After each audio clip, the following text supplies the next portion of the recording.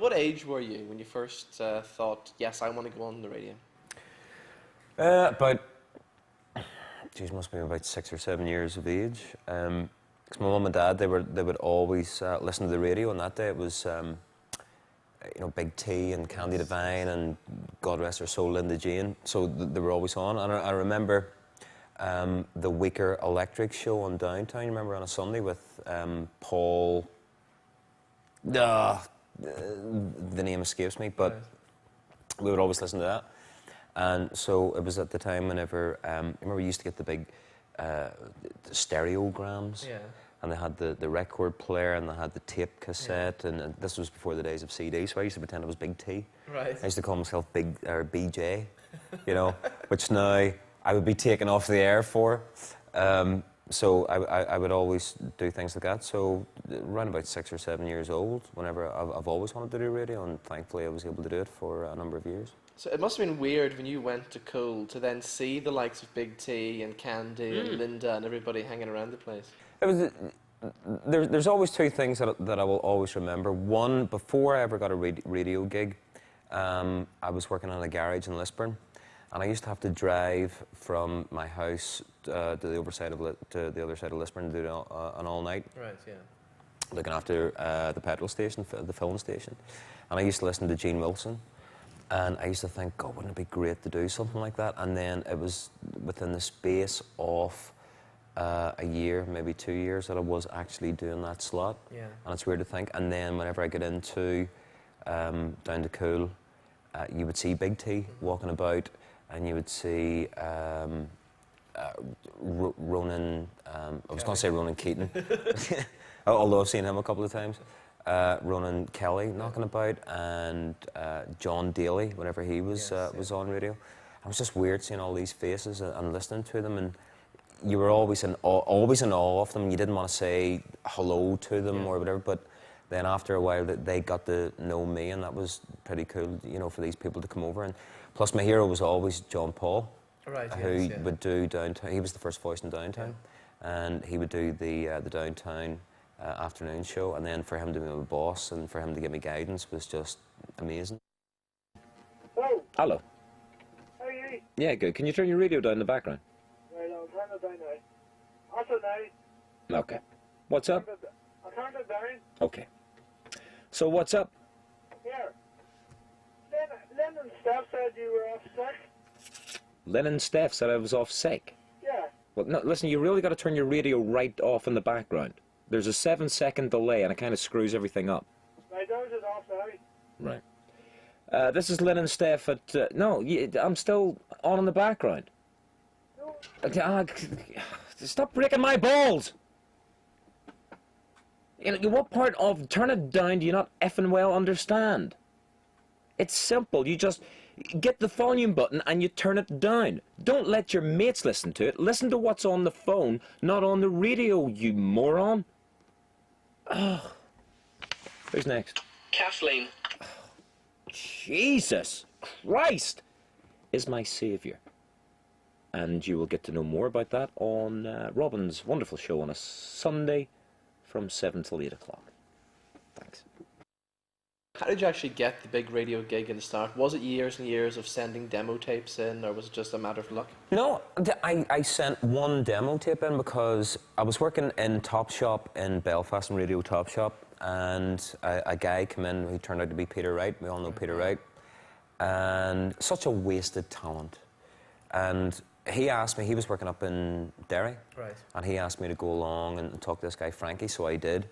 So I was working there for about 4 or 5 months, and I was doing the mid-morning show. Right. So I was going up there, and it's 85 miles each day, and it was, the money wasn't great, but it was nice to be you know, doing radio stuff. So just off the cuff one day, I decided just to take a radio up with me and record myself. So I recorded a whole show, just took various bits and pieces, which my girlfriend, who turned out to be my wife, who is now my ex-wife, it's a long story, I asked her to listen and pick out the bits that she liked, and I put it on a tape. And a demo tape should only be about 2.5 minutes, but this tape was about 45. It was for the whole cassette. Yeah. So I just sent it in. And I will never forget the day. It was actually the 1st of April. It was the day after my birthday, 1st of April 1992. And I got back from a birthday weekend in Dublin with Fiona, my ex-wife. And we got back, and my tape was in a brown paper bag, and I thought, I'm that bad they've actually returned the tape. Right. You know, we don't want to listen to this. Yeah. So I opened it, tape was there, and I've still got it to this day. And there was a very nice letter from John Rosborough saying we would like you to come in and make a pilot. Did that, and it was from the day I sent the tape until I got the job, you were talking maybe 3 months. And it was very, very quick, and I don't know anybody else, and I've talked to a lot of people in radio who were always sending tapes out, and they've sent maybe 10, 20, 30 tapes to various radio stations. I just sent one, a 45-minute tape, and I'm sure they were bored, but there was something there, and got the gig, and I was there for 8 years. All right. Now, the big success, the show One Cool became a massive success, and you actually got into TV then as well, doing stuff for the Kelly Show. That must have been an amazing experience too. It was really weird because for years I was always, I always use the word goofing, but I was goofing and playing, or not playing a lot of jokes, but telling a lot of jokes at the Kelly Show's expense. Yeah. And then I was out one night and I bumped into Jerry, and I'd never met him before. And I had a couple of drinks on me, and he had a couple of drinks on him. And I just said, like, do you fancy coming into the show? Thinking no more of it, because we all do those things when you're drunk. I mean, I've asked you on the show loads of times, and it's never happened. So he says, yeah, of course, give me a call. And he gave me his actual personal number. Yeah. And it was his home number, because this was 1999, and I didn't have a mobile, and I didn't really know that many people with a mobile phone. So I was sitting down this day, and I walked into Jippo, John Paul, and I says, I was talking to Jerry Kelly last night. I think I'll actually give him a call. Do it. And I called him, and he says yes. And he was very, very nice, and he came in. And on the air, I just said, well, now that John Daly has left you, because he was the roving reporter, would you like me to do it for you? And he says, well, if you're up for the gig. Yeah. And I thought he was taking the piss. So after the show, he says, no, really, I'm being totally serious about it. Give me a shout. So I give him a shout, and I said, well, what about it? And he says, okay, fine. And the first thing that I had to do to get through it, it wasn't so much like a demo. The first thing that I had to do was go to London and interview Tom Jones, who, again, is a big hero of mine. So, one, I'm trying to get my first TV gig, and two, I'm speaking to a hero of mine. And I was just myself, which was fine, and it worked. And I was on the Kelly Show for 6 months. And then my mum took ill, and I had to look after her, and I couldn't do the Kelly gig anymore. So that was the only TV stuff, really. You know, mainstream, I suppose, for want of a better phrase, was the first TV and the only TV stuff that I did. Because I did normal stuff with Channel 1 whenever digital started up, and then I worked for Granada and did a lot of stuff over there. But it was the Kelly gig really that got me noticed for some reason. So all those blue rinsed ladies would come and ask me for my autograph, which was quite weird. Maybe that's one of the things that I always try to get to grips with and become comfortable with, and I'm not. I mean, it's nice people knowing your name, and it's nice walking about and people saying hello to you with complete strangers and you don't know them, but for me it was never a comfortable thing, and I enjoy my privacy. I don't like people looking over my back. And Robin loves it, by the way. But without sounding up my own ass, you know, I went through it in Cool for 2 years at the height of whenever the show was big, and I just did not get the grips with it at all. I hated it. So after Cool FM, then came Radio City in Liverpool. How did that gig come about? I was sitting in the studio, and an email came in. It was from a guy called Richard Manick, and just explaining he was from Radio City, and he was over there and he'd heard the show, and I didn't think anything more of it. I just thought, yeah, well, so what? Didn't do anything about it, and then a couple of days later got another email, and I thought, well, there must be something in this. So I looked at the Radio City website and saw it in the tower. Contacted the guy and didn't really want to go because this was 2000 and we just moved into a new house, and I was married obviously, and it would have meant me moving lock, stock and barrel over to Liverpool, and I talked it through with my wife and she didn't want to do it. But then I thought, this is going to be the only opportunity that I can do, because I felt very...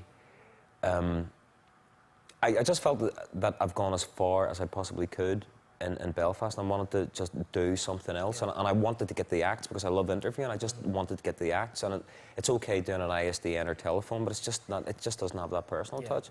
So they were able to tell me what format of a show that they wanted, and they told me also that, you know, you would be able to go over. There's a much bigger line to get away with over in the mainland than over here, because it's the most overused word as far as the media is concerned over here, but it's true that it's very, very parochial and it's a very small pond, right? So you don't get a lot of opportunities to talk to the big guests. So I took that on board, and the money was fine as well, but I just wanted to do something else. So went there for 3 years. And it was the best 3 years. It was just a complete learning experience. Some great guests as well. J-Lo was in the studio, wasn't she? Jennifer Lopez was the third guest that I had, and it was just unreal, because I had no idea that I could have sorted it out, because I had a mate who was working on Top of the Pops, and Top of the Pops were doing their first ever awards, and everybody was trying to get to her. So I used, his name's Dominic, and I used him as a contact, and I didn't think anything more of it. And next thing, I got the phone call saying, we're doing the awards in Manchester, she will do you, and that's it. Right. And I'm going, you must be kidding me. But I had to keep it very hush-hush, because it's J-Lo, plus the fact, to get entrance into the radio station, you have to go through a shopping centre. Right. So just imagine Jennifer Lopez with her big ass, you know, walking through with dark glasses and everything. But the thing is, these people only do it to get noticed, because they're going to get noticed more by wearing dark glasses and like 10 security people around them. So she came in, and she was just brilliant. Not anything like the way she's portrayed. She wasn't a diva. There were no demands. Not that you're going to get a lot of demands in a radio station, but she got a fish supper, and she liked that. And I turned around to her and said, does everybody really kiss your ass? And she went, no, not. So I'm going, like, well, we're led to believe that everybody does, so can I ask you a favour, can I kiss your ass? And she just looked at me and went, what, literally? And I went, yeah. So she took the headphones off, walked round, and just bent over, and I kissed her ass.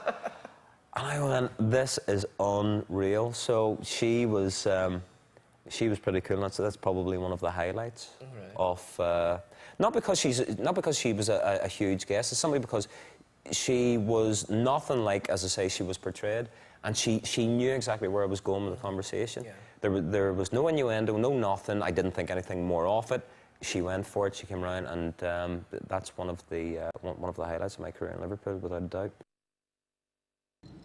Misunderstood is definitely a word that sums my whole career up. Just, you haven't got enough videotape in this camera for me to tell you what's wrong with radio in the north of Ireland. It is so bad, it's so bland, it's so boring. But then again, people are doing stuff now that I did 5 years ago, so in 5 years' time they'll be saying the F word and the C word. Guess who said it first? Me. You know, I spent 3 years in Liverpool, and it was great being in competition with 40 to 45 different stations right across the northwest of England. Whereas over here you've got the BBC, Downtown, Cool, and City Beat. How can you compete? You become complacent, you become boring, you just... it's awful. Whereas in Liverpool, any big city in the mainland UK, you have to strive to be better. You have to strive to keep the audience. You have to strive to make sure that everybody's going to be on your side. And it always worked. Always worked. 3 years at the highest figures that Radio City ever had. I shouldn't have left. The biggest disappointment for me was Busted. Really? Yeah, because my niece was a huge fan. Right. And I asked them to sign a CD, and I was on the air. And they were coming in at about, must have been about 11:30, and at about 11:15, I sent the girl who worked on my show, Leslie Owen, who's Michael Owen's sister. Oh, right, right. to go up and make sure that they're ready, because I would never see guests before they come in. I would always play a bit of music, and I don't want to talk to them. I wouldn't even talk to them during commercials. Right, So they always have to come in, always has to be fresh. So I asked Leslie to go up and see if they would sign this. So she came back down and she says, no, apparently it's a non-autograph day. And I'm like, what does that mean? It's just a non-autograph day. So I walked up Right. and I said, apparently it's a non-autograph day? And they went, yeah. And I said, well, it's a non-interview day also. And walked downstairs and just went, that's it, busted, will not be in. And ever since then, I think that's actually what's against me as far as the record company are concerned, you know. But I mean, what do you do? Yeah, You know, I'm not going to have someone turn around and say, no, I'm not going to sign that. And I'm certainly not going to go on and make up a story of why this band, because at the end of the day, there were only three blokes whose career lasted nothing. Yeah. It's like a running character. It's like an act, you know. But it is me, but it's not me. But I know that sounds really weird, but you know, once I get behind the microphone, I just go completely mental. And for my sins, that's got me into a lot of trouble. But I'm not going to pretend, and I'm not going to be real. I'm not going to be unreal, and I'm not going to be a fake. So, I suppose that's one of my best points that I feel. And I feel as though I don't have a lot of good points, but at least I don't kiss ass, and I'm certainly not going to give up on what I actually believe in what real radio should be. The other highlight as well must have been meeting Eric Sykes, and I love the Eric Sykes stories. Eric Sykes is probably, I mean, for anybody, well, your age, well, you know, because you like all that stuff. Eric Sykes is just a funny man. And to see Eric Sykes and Ricky Tomlinson drunk on a boat is the most unreal thing, because we made a movie which is still not out, which is weird. Where How did you get the part in the movie? The guy Norman, who contacted me, his brother worked with what do you call it? What do you call it? Peter Kay, right? So I was just doing the show, and we got a call from Norman, and he says that you know, there's a movie part going up, and they need a guy who's a DJ. And I went, right, okay. So what do you need? And he said, well, here's the deal. We need you to play a DJ who's bumped off. Right. I went, right, okay, fine. So I went and saw the guy, and they said that they like the look because it looks, you know, sinister, which I've always, you know, I'm a nightmare to get through a bloody airport. So they needed a guy who a DJ who gets bumped off, but then they decided to change the script where I play the hitman, who bumps me off, and then goes, you know, takes over my thing. And Eric Sykes, and it's just a black comedy, but Eric Sykes and Ricky Tomlinson, for me, just, I'll never forget. I mean, they probably wouldn't even remember me now if they walked past me in the street, but I spent 2 weeks with them in Cannes. And then the weirdest thing was seeing Eric Sykes and Ricky Tomlinson in their trunks on the Mersey with a green screen, because they had to pretend it was Cannes, so they had to do it, and it was freezing. And this was January of 2 years ago. Killed Eric Sykes. Well, I mean, he's not a young man anymore, you know. But you know, and he's walking about, and he always smokes a cigar, and everything was F this and F that, and oh my God. And it's weird to hear Eric Sykes going, Joe, could I have another little dram? And you're going, yeah, sure. No. Not a problem. Like I'm the gopher for them, you know. Yeah. So I feel like I'm one of the stars in this bloody movie, you know. But we'll know when it comes out. It'll probably disappear somewhere. So hopefully it'll come out soon. I'm actually going to ask for a DVD. Yeah. I just want to watch it myself, even if it's cut, you know. Well, my views on Joe Ferguson, they tend to, how would I describe this? They can vary from day to day, to be quite honest with you. When he was on his radio show, I got a mention on a nightly basis.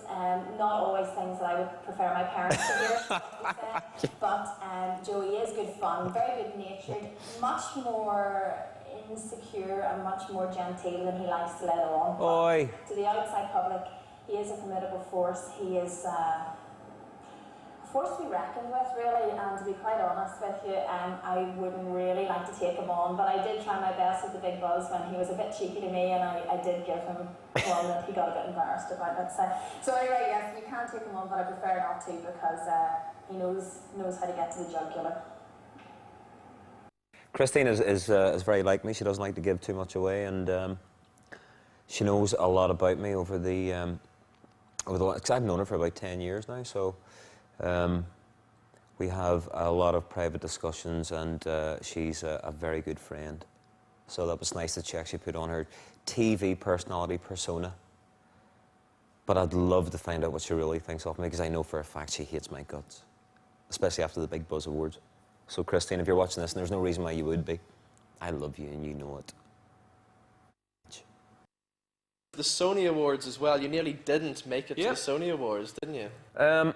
Woke up to a fireman breathing over me. So I thought I was having a gay dream. Did I tell you that one before? And it was the day of the Sony Awards, and my tuxedo was up against the door, and I had to walk. I had to go down the train down to London with 2 bottles of Febreze, like this, on my hips. But it was a good omen because we won. Yeah. You know, so we won Station of the Year throughout the whole thing, which was pretty good. But I just reeked of smoke. It was the most awful, and I just stopped smoking about 2 months previous. And because of what I was going through, I just, oh, screw it, and just started. And that was 2001. But the smell of me going down there was just unreal. And I actually that was the first time I met Steve Wright, and I never want to meet him again. Why? Not a nice man. No? No. A lot of people say that, actually. I don't know. He wasn't humble. He wasn't shy. It was just, I can't put my finger on it, but he just wasn't one of life's gentlemen, or he just wasn't one of, I mean, I know we all put a persona and a character on the radio, but this guy couldn't have been more uninterested in the public than anyone I've ever met, and I just thought, no. But I still listened to him. Yeah. You know, I got nothing against him personally, apart from what I saw, but I just thought, no, not for me. This is not a request show, so people who keep on ringing up asking for songs, F you. You ain't getting them. Anybody rings up, just put the phone down, Robin.